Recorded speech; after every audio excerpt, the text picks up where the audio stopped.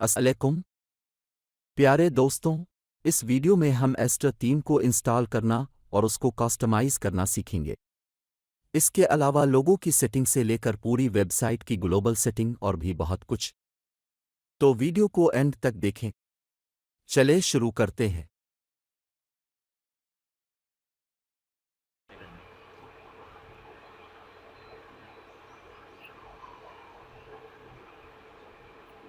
सबसे पहले पेरेंट्स में चलते हैं और थीम में चलते हैं।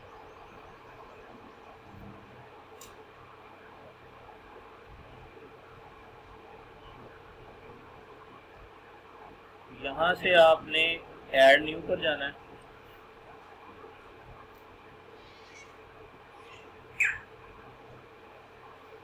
इस वक्त जो थीम इंस्टॉल है ना, उसका नाम है 2023 और ऊपर लिखा हुआ इंस्टॉल्ड और नीचे लिखा है एक्टिवेटेड।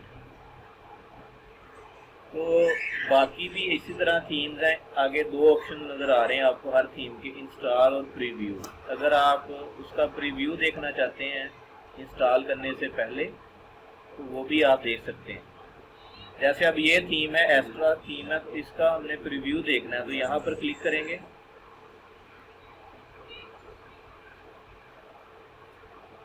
इसका प्रीव्यू ओपन हो जाएगा, ठीक है। अब इसमें यहाँ पर ये नीचे इसके बारे में लिखा भी आएगा कि ये थीम किस मकसद के लिए इस्तेमाल होता है। तो यहाँ पर लिखा है Astra is fast fully customisable and beautiful WordPress theme suitable for blog, personal portfolio, business website and WooCommerce storefront। कि ये थीम ऐसा है जो कि ब्लॉग के लिए भी इस्तेमाल कर सकते हैं, पर्सनल पोर्टफोलियो के लिए भी कर सकते हैं। मतलब अगर पर्सनल अपने आप को इंट्रोड्यूस करवाना है तो बिजनेस वेबसाइट के तौर पर भी, और WooCommerce स्टोर फ्रंट यानी इसमें WooCommerce स्टोर भी आप बना सकते हैं। तो इसको हम इंस्टॉल करेंगे यहाँ से।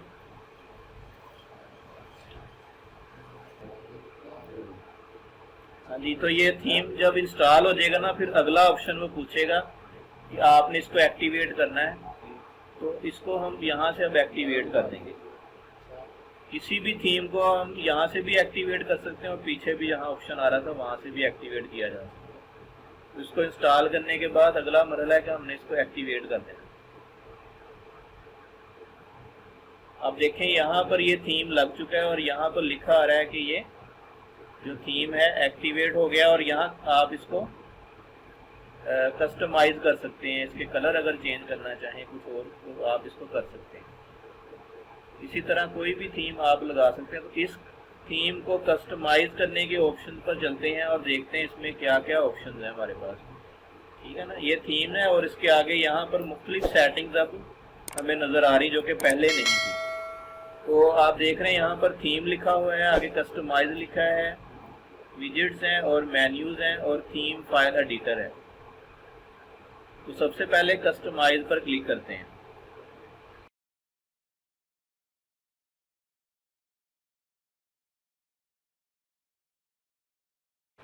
अच्छा, अभी यहाँ पर कुछ ऑप्शंस आपके सामने नजर आ रहे हैं। सबसे पहले वो पहला ऑप्शन है कि एक्टिव थीम कौन सा लगा हुआ है। इधर लिखा है चेंज, कि मतलब यहाँ से आप इस थीम को चेंज कर सकते हैं अगर मतलब कोई और लगाना है। अगर आपने यहाँ नीचे एक पट्टी बनी हुई, वहाँ लिखा होगा more option available in Astra Pro, कि अगर हम एस्ट्रा प्रो थीम लेते हैं ना, इसी का एस्ट्रा प्रो लेते हैं तो और ऑप्शन हमें मिल जाएंगे। इसमें कुछ ऑप्शन जो है ना मतलब नहीं है अवेलेबल, जो कि सिर्फ उसी में हमें मिलेंगे अवेलेबल। तो ग्लोबल में यहाँ पर हमारे पास क्या ऑप्शन हैं। ग्लोबल का मतलब होता है कि पूरे थीम के कलर्स और बाकी चीज़ें यहाँ पर शो होंगी, ठीक है ना।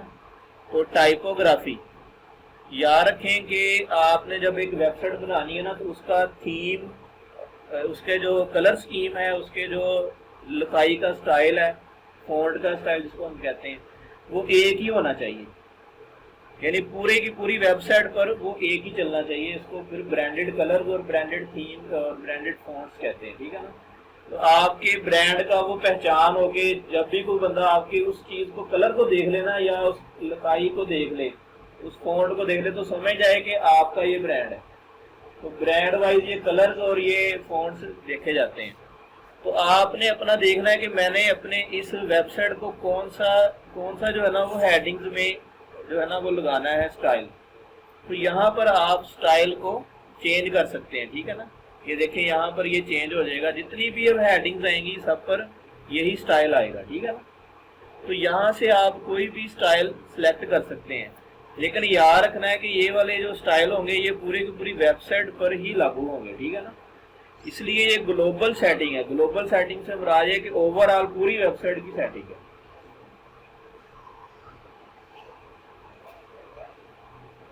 تو یہ پری سیٹس ہیں, آلریڈی بنے ہوئے سیٹس ہیں آپ کے پاس. یہاں پر آپ کے پاس باڈی فونٹ ہیں, ان کو بھی آپ ایڈٹ کر سکتے ہیں. ٹھیک ہے نا, یہاں پر آپ کلک کریں گے, یہاں پر آپ یہ باڈی فونٹ میں آپ آئیں گے, یہاں پر سیٹنگ آ رہی ہے. تو یہاں پر وہ آپ سے پوچھ رہا ہے کہ جو آپ نے باڈی میں, یعنی یہ باڈی ہوتی ہے, یہ آپ کا ہوگی وہ ہیڈنگز کا مطلب آپ نے سلیکٹ کرنا ہے کون سا فونٹ لگانا ہے. تو اس کے بعد فونٹ فیملی ہے. فونٹ فیملی کا مطلب یہ کہ پوری کی پوری ویب سائٹ پر ایک ہی فونٹ چلے گا جو آپ نے لکھنا ہے, جو بھی لکھائی کا سٹائل ہوگا نا وہ ایک ہی ہوگا سب کا. تو یہاں سے آپ اس کو سٹائل کو چینج کر سکتے ہیں اوور آل. ٹھیک ہے,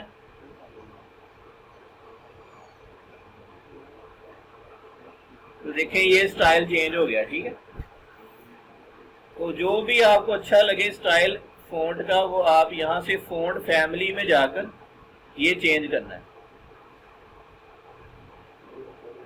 ٹھیک ہو گیا.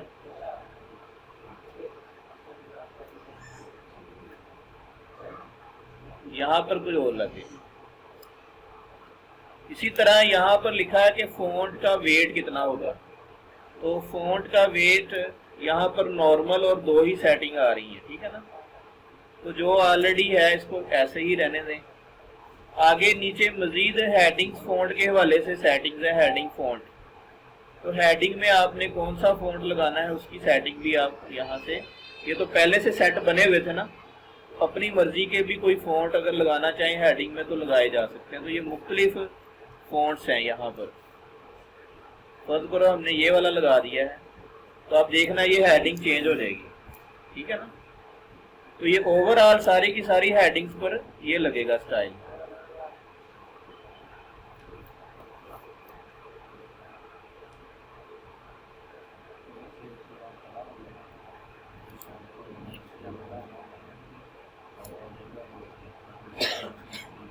پری سیٹ کو یہ فالو کر رہا ہے.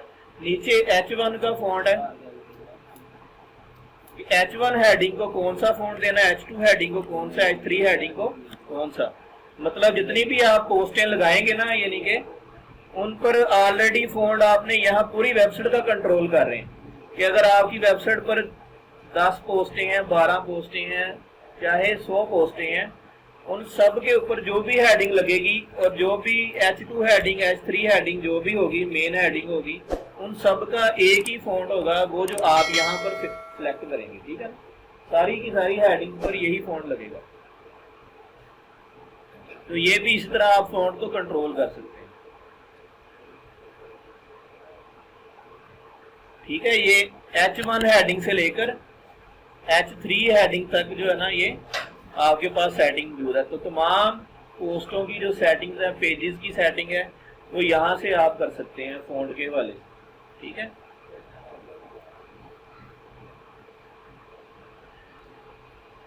اس کے بعد ایک آپشن ہے, وہ کہہ رہا ہے کہ پیراگراف مارجن بٹن, کہ پیراگراف میں آپ نے کتنا مارجن رکھنا ہے.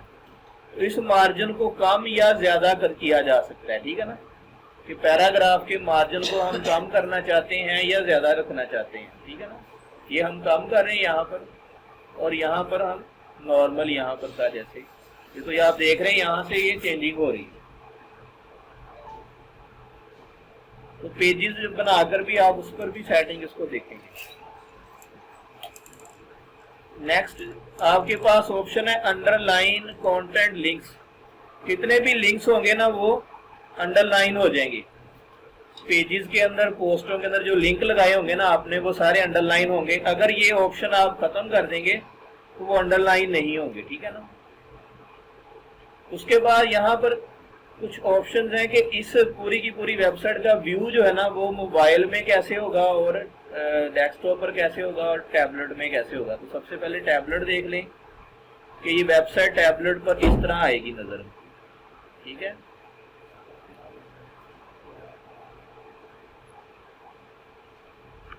और इसी तरह अगर आप मोबाइल में देखें तो ये मोबाइल में ऐसे होगी,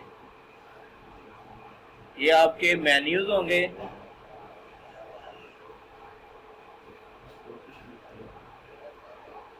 ठीक है।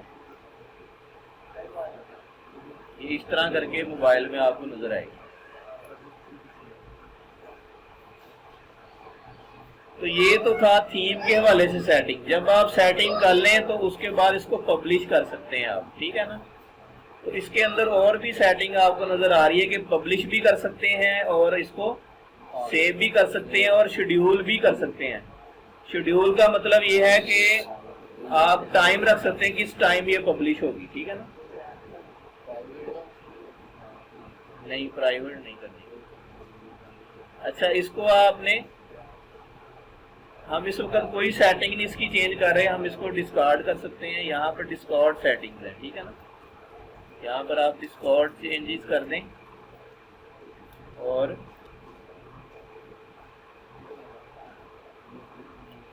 ये तो ग्लोबल सेटिंग थी इसकी। इसके बाद नीचे है हेडर बिल्डर, ठीक है। हेडर बिल्डर में आप जाएंगे तो यहाँ पर आपके पास इस the header on this page is set from the transparent header, please click the link below to customise transparent header. उसने कहा ये जो लिंक है ना, आप इस लिंक पर जाएंगे तो इसको आप कस्टमाइज कर सकते हैं। तो हम यहाँ पर अपना हेडर लगाएंगे बाद में, अभी के लिए हम इसी को रहने देते हैं जो लगा हुआ है। इसके बाद है साइट का टाइटल और लोगो। तो यहाँ पर आप क्लिक करेंगे तो यहाँ साइट का जो टाइटल है इस वक्त जो लगा हुआ है ये वाला है, ठीक है ना। ये ही इसका लोगो है। अगर आप इसको चेंज करना चाहेंगे तो यहाँ पर हम चेंज लोगो पर जाएंगे और अपनी फाइल जो है ना, जो लोगो वाली फाइल होगी वो आप ड्रैग ड्रॉप करेंगे इसके अंदर। अब आप देखेंगे जहां आपने लोगो बनाकर रखा हुआ है उस लोगो को आपने सिलेक्ट करना है। जहां पर भी आपका ये लोगो पड़ा है, हमारे पास लोगो मौजूद है ये, तो हम ये वाला लोगो लगाना चाहते हैं।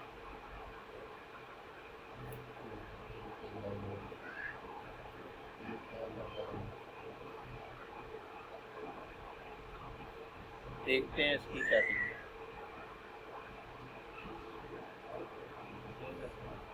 इसको सिलेक्ट करके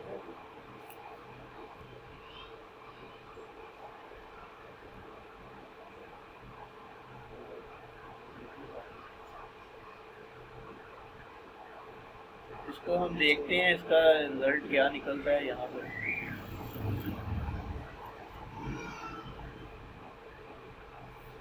तो ये देखें, ये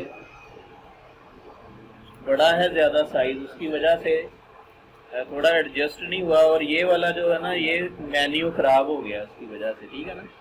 तो इसका साइज जो है ना हमने कम करना है।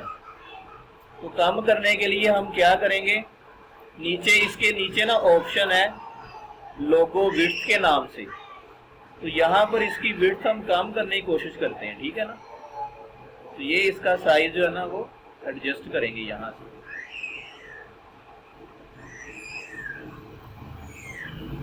हो गया, अब ये तकरीबन ठीक है। इसी तरह टाइटल में यहाँ पर साइट टाइटल जो भी लगाना चाहते हैं वो आप लगा सकते हैं। उस साइट टाइटल की विजिबिलिटी, ठीक है, मोबाइल में देखना चाहेंगे इस तरह, टैबलेट में और डेस्कटॉप पर। जब आपने टाइटल की जगह ये लोगो लगा दिया है ना तो फिर वो शो नहीं होगा, ठीक है। आगे लिखा inline logo and site title, के दोनों चीजें ही लगा दो, कि लोगो भी लगा दो और टाइटल भी लगा दो।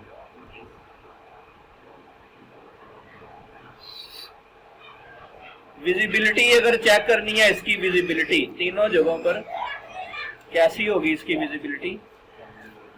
अगर आप चाहते हैं कि डेस्कटॉप पर ये जब कोई डेस्कटॉप पर आए ना, ये मोबाइल चलाए, ये वेबसाइट चलाए, तो उस पर ये विजिबल ना हो, ये लोगो जब डेस्कटॉप पर कोई आएगा ना तो उस पर ये ना दिखे। अगर कोई मोबाइल पर आए तो तब दिखे। ये कंट्रोल कर सकते हैं, यानी कि इसको, यानी इस लोगो की विजिबिलिटी को आप यहाँ से कंट्रोल कर सकते हैं कि अगर कोई आप चाहते हैं कि ये लोगो जो है ना मोबाइल में नजर ना आए, मोबाइल के व्यू में नजर ना आए, तो फिर आप इसको छुपा सकते हैं, विजिबिलिटी को यहाँ पर चेंज कर सकते हैं। अब यहाँ साइट टाइटल विजिबिलिटी में क्या है कि मोबाइल वर्जन में साइट टाइटल नजर आएगा और बाकी डेस्कटॉप पर नजर नहीं आएगा टाइटल, ठीक है ना। तो ये विजिबिलिटी में ये ऑन है। अगर हम मोबाइल वर्जन को ऑन करें, नीचे मोबाइल को है, क्योंकि हमने जो वेबसाइट की सेटिंग है ना मोबाइल के हिसाब से भी देखनी है, क्योंकि अक्सर आपको पता है मोबाइल ही यूज किया जाता है वेबसाइट। अब देखें यहाँ पर दोनों ऑप्शन नजर आ रहे हैं, मोबाइल पर भी ये नजर आ रहा है और टाइटल भी नजर आ रहा है मोबाइल, तो बुरा लग रहा है ये। तो अगर हम चाहेंगे भी ये लोगो मोबाइल पर नजर जो है ना विजिबिलिटी ना हो, इसकी विजिबिलिटी मोबाइल पर खत्म कर दें, तो ये लोगो मोबाइल में फिर नजर नहीं आएगा, ठीक है ना। और टाइटल जो है ना उसकी विजिबिलिटी आप ऑन कर दें। यहाँ पर टाइटल टैग लाइन विजिबिलिटी वो भी यहाँ कंट्रोल कर सकते हैं। साइट यानी कि टैग लाइन अगर हमने लगानी है ना कोई, फर्ज करो हम यहाँ लिखते हैं एजुकेशनल जो है ना वो वेबसाइट,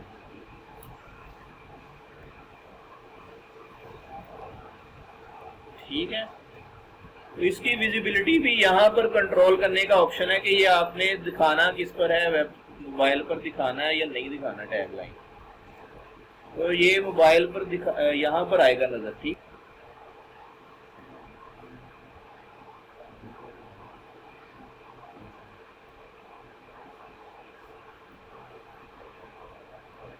तो इसको हम ऑन कर देते हैं। अगर हम टाइटल को छुपाना चाहते हैं ना, साइट टाइटल विजिबिलिटी, आप चाहते हैं कि साइट टाइटल शो ही ना हो, तो आप इसको मोबाइल पर से हटा दें, ठीक है ना। इस तरह आप साइट टाइटल में जाएंगे तो टाइटल आएगा, इसको आपने विजिबल दिखाना है या नहीं दिखाना, ये तीनों सेटिंग्स हैं। मसलन अगर आप चाहते हैं कि डेस्कटॉप पर जो कोई बंदा लैपटॉप चलाए उस पर टाइटल नजर आए, जब वो मोबाइल चलाए तो उस पर वो टाइटल नजर ना आए।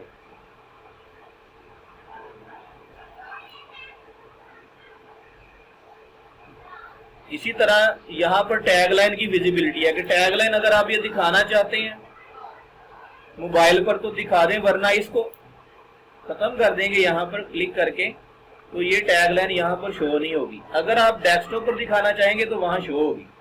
यानी इन तीनों ऑप्शन को जिसको ऑन करना चाहेंगे ना तो उसको आप ऑन कर सकते हैं। अभी यहाँ नहीं शो होगी, लेकिन जब डेस्कटॉप पर जाएंगे ना आप डेस्कटॉप वर्जन में, तो टैग लाइन ये वाली शो होगी। अब देखो हम डेस्कटॉप वर्जन में जाते हैं, यहाँ पे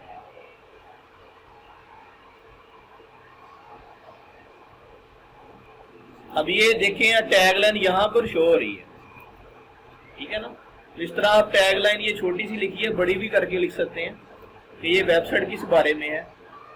तो यानी कि यहाँ से विजिबिलिटी कंट्रोल हो रही है कि किस डिवाइस पर कौन सी चीज दिखानी है आपको।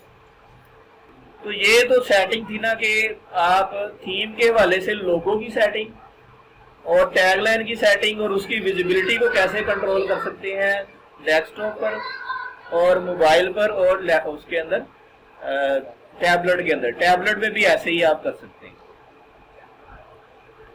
जिस जगह पर जो सी सेटिंग आपने लगानी है वैसी ही सेटिंग लग जाएगी।